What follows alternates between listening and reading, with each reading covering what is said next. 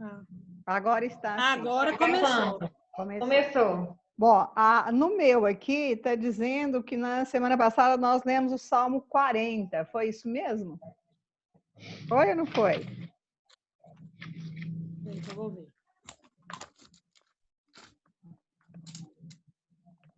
Salmo 46, não?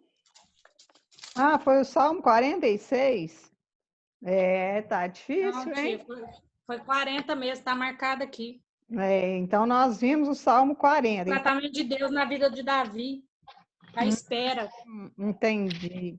Então hoje nós vamos ver apenas creia e nós vamos então abrir lá no livro de Marcos, no capítulo 5.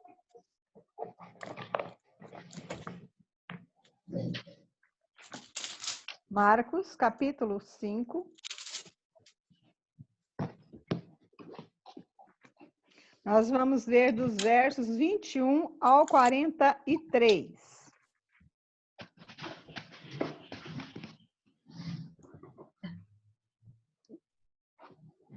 Eu estou confiando em vocês, hein?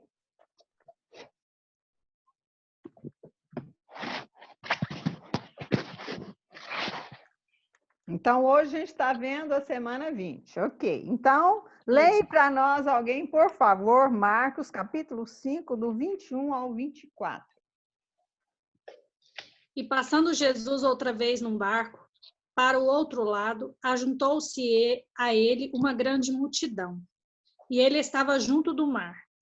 E eis que chegou um dos principais da sinagoga, por nome de Jairo, e vendo-o, prostou-se aos seus pés, e rogava-lhe muito, dizendo: Minha filha está moribunda, rogo-te que venhas e lhe imponhas as mãos para que sare e viva. E foi com ele, e seguia uma grande multidão que o apertava. Certo. Aí agora nós vamos lá para o verso 35. Vamos continuar lendo do 35 até o 43. Lê para nós, por favor.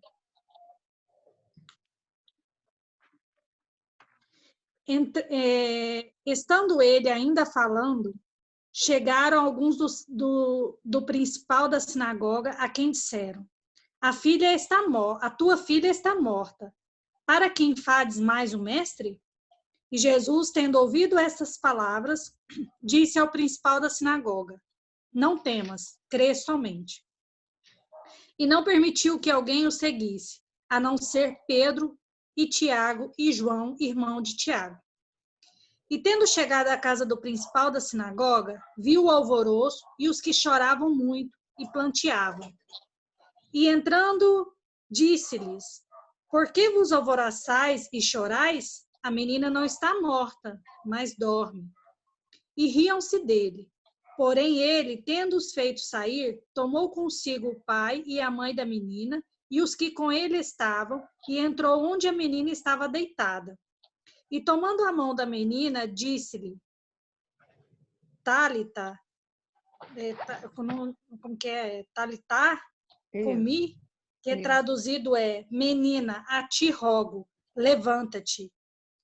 E logo a menina se levantou e andava, pois já tinha 12 anos, e assombraram-se com grande espanto. E mandou-lhe expressamente que ninguém o soubesse, e disse-lhe que lhe dessem de comer. Ok. Tem alguém? Eu pensei que tinha alguém tentando entrar aqui. Opa, a Suelen. Seja bem-vinda, Suelen. Suelen? Bom, ela deve estar entrando aí. Só não está com a câmera, mas ela deve estar nos ouvindo. Ok. Então, nós já ouvimos várias vezes a história de Jairo, né? Que ele era um líder religioso, um dos principais da sinagoga. E a gente lembra que a sinagoga era, vamos dizer assim, o ponto central, não apenas religioso, mas político daquele povo, né? Apesar deles estarem sobre o domínio de Roma, mas para os judeus, a sinagoga era o ponto central. E Jairo tinha autoridade ali. Então, ele cumpria todos aqueles rituais religiosos. Jairo, ele fazia tudo aquilo que a lei mandava. Ele tinha uma alta posição. Ele ganhava bem. Então, ele tinha um status a manter.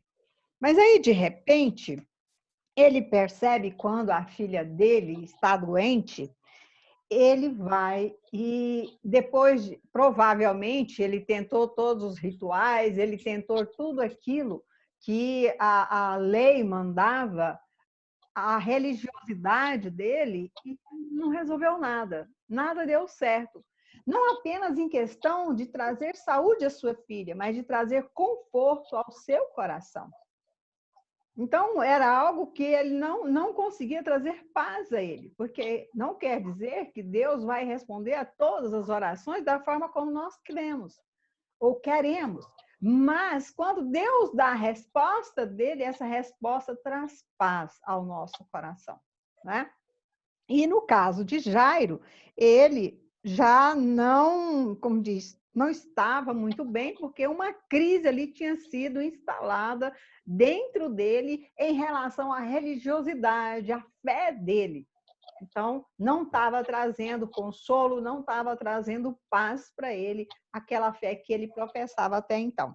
E então, ele teve algumas atitudes que nós vamos destacar aqui. Primeiro, ele quebrou os seus próprios padrões. Lembra? Jesus era contado como vamos dizer assim, um vagabundo que ia pregando asneiras e que se dizia ser o próprio filho de Deus. Então, Jairo, ele quebrou os seus próprios padrões, ele, vamos dizer assim, baixou a sua escala de valores. Qual seria o certo? Suelen, seja bem-vinda. Finalmente nós vimos você. Tá linda. Então, o Jairo, ele, vamos dizer assim, ele procuraria os melhores médicos, um fariseu da sinagoga tão alto quanto ele, mas agora tudo aquilo já não valia mais. Então, status, dinheiro, poder, agora não tinha importância. O que tinha importância era a saúde da sua filha, era a vida da sua filha, que ele estava fazendo todo o possível e impossível para salvar. Então, ele quebra esses padrões, percebe que não adianta ele manter apegado àquele status, àquela religiosidade que nesse momento era totalmente ineficaz. E outra coisa que ele fez, ele não mediu esforços para mudar o cenário da sua vida. Então, o cenário da vida dele era tudo certinho, no lugar, cheio de rituais, ele ia lá, fazia os seus sacrifícios, tudo arrumadinho. E, de repente, vira uma bagunça, porque a partir do momento que ele fala com Jesus, põe o Pedro aí para eu falar oi para ele. Oi, tudo bem? Oi,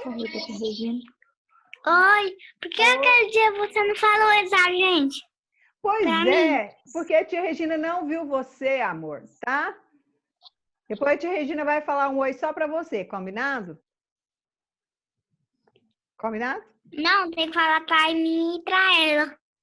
Para você e para ela? Então tá, para a mamãe eu já falei tem oi. que falar tá? para mim e para ela. Tá bom, combinado então, tá? Então, Jairo, de repente, ele foi... Se tem alguém tentando... Não achei quem é, não apareceu aqui para mim, não.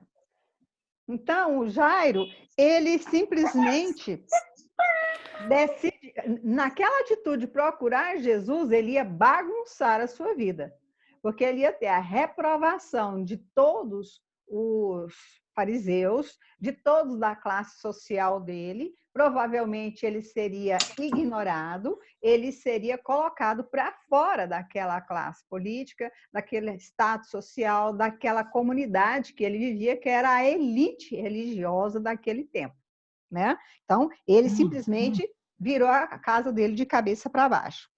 Outra coisa que ele teve, e que é a mais importante, ele não teve dúvida sobre o que Jesus era e o que Jesus podia fazer. Ele não teve dúvida da capacidade de Jesus. Ele percebeu que Jesus era a sua única saída. E assim, ele enfrentou tudo e todos, quebrou paradigmas, quebrou a sua própria religiosidade, venceu a si mesmo e decidiu dar um passo, vamos dizer assim, no vazio. Ele só ouvia falar de Jesus. Ele não sabia exatamente quem era Jesus. Ele ouvia falar, mas agora ele decide que ele vai conhecer Jesus. E, de repente, tudo aquilo que falavam de Jesus para ele se tornou real. E ele decidiu, então, buscar a Jesus.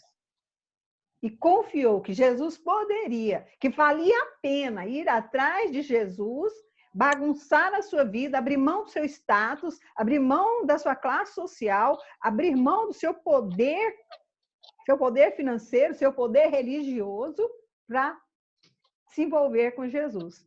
E lembra que Jesus era um carpinteiro, profeta, como ele diz mesmo, andando numa estrada poeirenta, com os pés sujos, com um bando de pescador ao redor dele. Sem contar os cegos, aleijados, mendigos. Você já imaginou? Imagina Jesus andando, né? Um bando de pescador. Então, pescador, você já viu que o pescador não se veste bem. Não é? Então, com as homens rudes e letrados, mãos calejadas.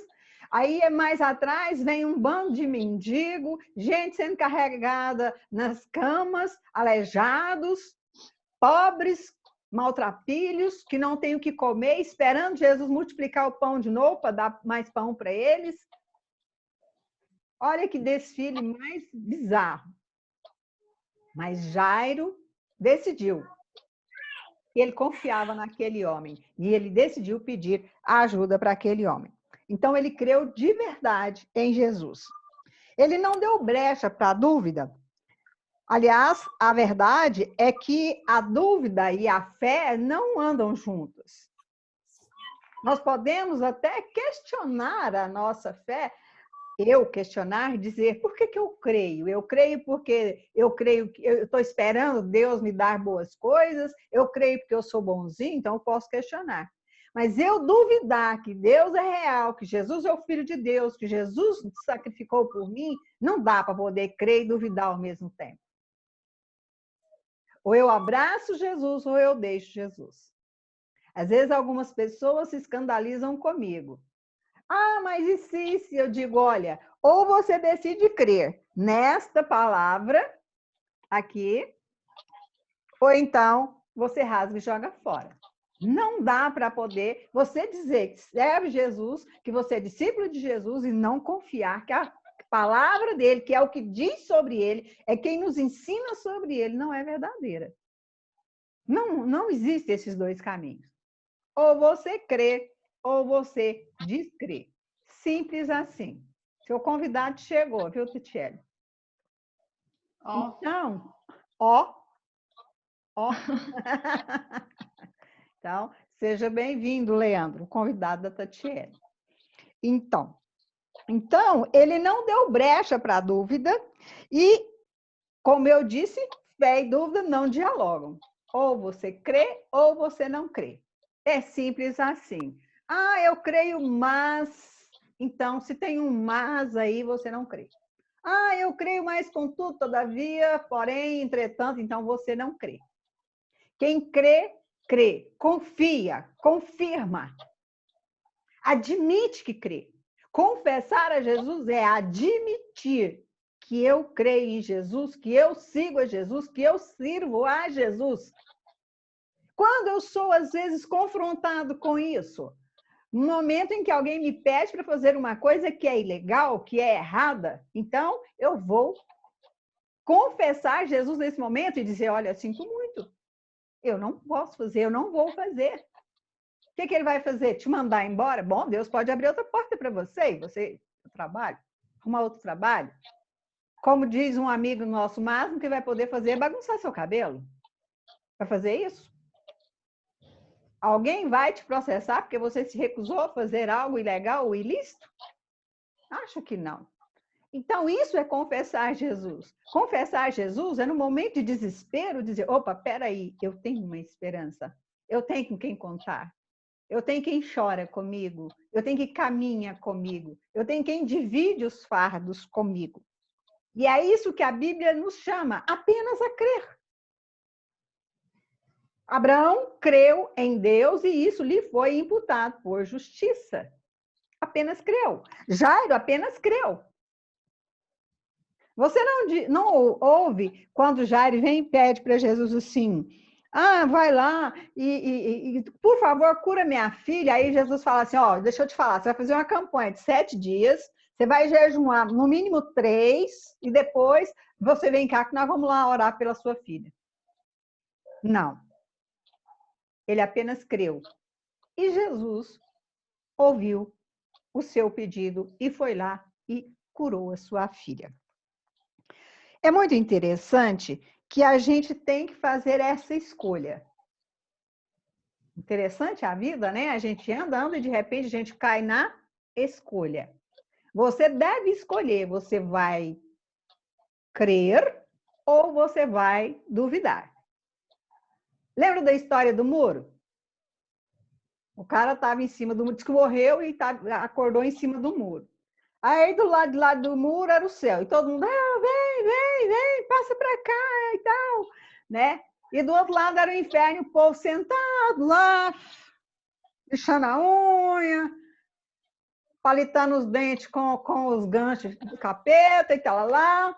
Aí ele virou o capeta e falou assim, escuta, lá no céu todo mundo me chamando, insistindo para eu ir, e você aqui não tá nem aí para mim? Por quê? Você não me quer ir no inferno? Ele falou, não, o muro é meu. Então, se você está em cima do muro, deixa eu te falar uma coisa, você já está do lado de lá. Não existe negócio de ficar em cima do muro. Ou você é de Deus ou você é do diabo. Quem é de Deus, crê, confia, caminha. Quem não é de Deus, fica, e arruma tantos mais e tantos poréns. Então, a culpa é do pastor, que eu tive uma experiência muito ruim com o pastor. Que legal, você teve uma experiência ruim com o pastor, mas foi aquele. Jesus é o pastor perfeito, então agora você tem outro pastor. Legal, né? Você tem opções, você tem escolhas. Então, lembrando disso, eu decido se eu vou crer ou se eu vou duvidar. No caso, se eu escolher a dúvida, eu escolhi não crer. Eu decidi que não acredito. Simples assim. Ok. Jairo, no caso, escolheu crer, né? E como ele escolheu crer, teve, lógico, como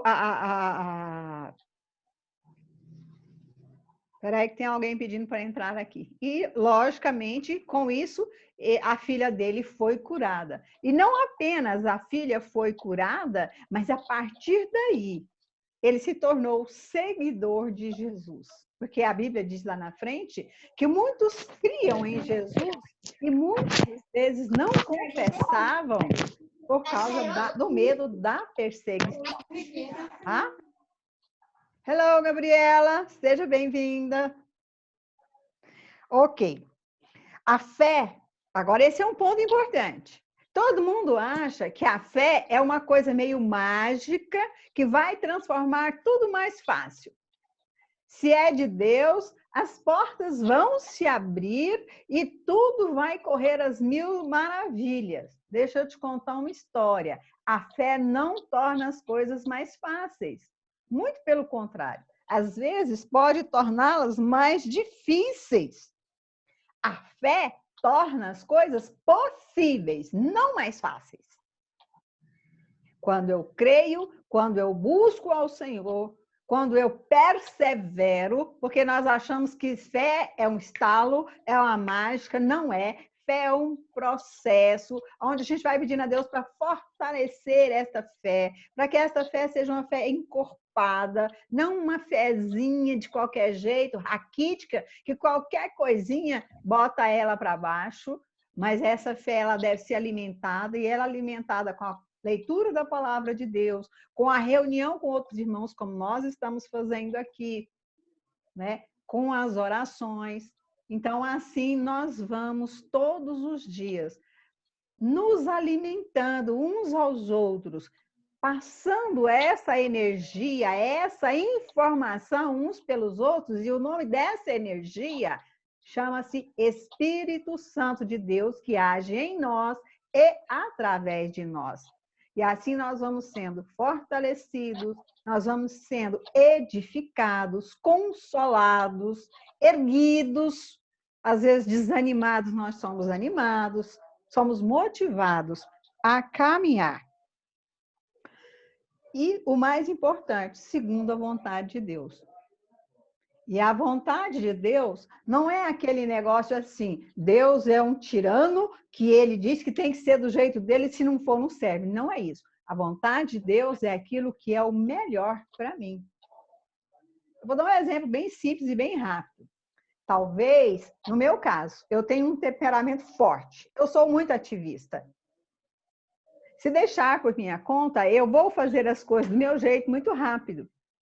Então, eu tenho que parar e buscar a vontade de Deus, que é boa e agradável. Por quê? Porque senão eu vou me estressar, me estourar e daqui a pouco eu não vou poder produzir nada, porque eu quero fazer tudo ao mesmo tempo. Então, a boa e agradável vontade de Deus é que eu faça, sim, mas que eu também descanse, que eu tenha um tempo certo para todas as coisas. Então, eu tenho o tempo de trabalhar, o tempo de descansar, o tempo de orar, o tempo de ler, o tempo de conversar abobrinha, né? Abobrinha é aquelas coisas que a gente fala que não tem pé nem cabeça, não vai levar a lugar algum. Mas é só para poder jogar a conversa fora mesmo, tá?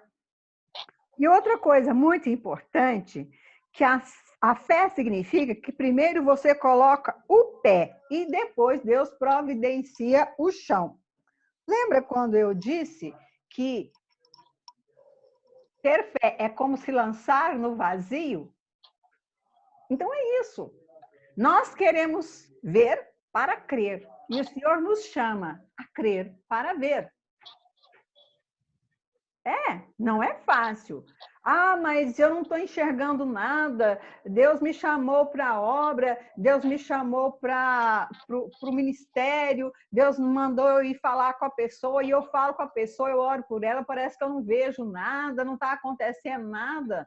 E não é para acontecer nada mesmo, não. Quem vai fazer a obra é o Espírito Santo de Deus. Não é você. Você vai apenas dizer. E aquela pessoa ainda tem o direito de escolher, né? Porque Deus respeita a escolha de cada um. Cada um tem o seu livre-arbítrio. Isso quer dizer o quê? Poder de escolha. Deus não obriga ninguém a segui-lo, a servi-lo, a amá-lo. Nós podemos escolher. Se escolhermos fazer isso, então, ele vai estar agindo com o seu Santo Espírito na nossa vida. Outra coisa que é importante, significa que primeiro você rola a pedra do túmulo e depois ele ressuscita o que está morto. Lembra de Lázaro? Jesus primeiro mandou abrir o túmulo, depois que ele chamou Lázaro para fora. Então, primeiro você se joga, depois Jesus te segura. Mas e você? Em quem você tem confiado diante das suas crises, diante da crise que está posta aí no mundo? Como? Como que é? Como você tem se comportado diante disso? Você tem olhado para as circunstâncias e entrado em pânico, ficado meio neurótico, principalmente nós agora que estamos numa crise, num conflito, não apenas interior, mas social, mundial. Porque isso mexe com a cabeça da gente. Ah, eu não posso pôr a mão na Gabriela, a Gabriela de repente pode estar contaminada. Eu não posso ir na farmácia e botar hello, Sofia, Jefferson.